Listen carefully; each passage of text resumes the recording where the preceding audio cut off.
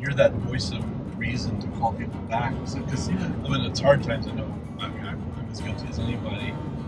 Tend to blame God and kind of like that suffering.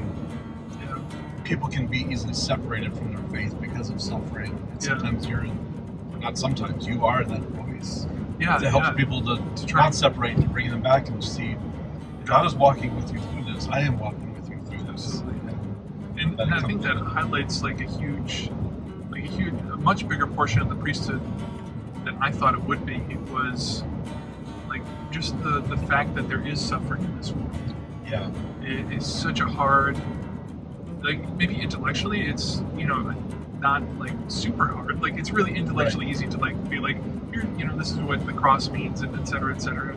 And here's what suffering in the world means with the head knowledge. But like when you encounter suffering, it's so much different. Yeah. And like it's hard for me. It's hard for lots of people. But to have that, like, so part of like being a priest is trying to like show people not just the cross, but what follows from it, the resurrection, right? That salvation.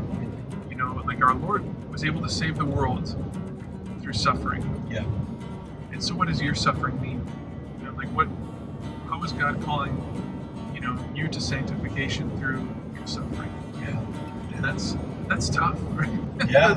that's really tough. And we probably in this life we'll never truly understand what that means, but hopefully, God has given us, a glimpse through Revelation how He intends to use suffering for a benefit, right? To use our greatest weakness for His greatest glory. Right. And right. And I think that's what God has called His priests, and certainly myself, to kind of bring, an example. Yeah. In those words.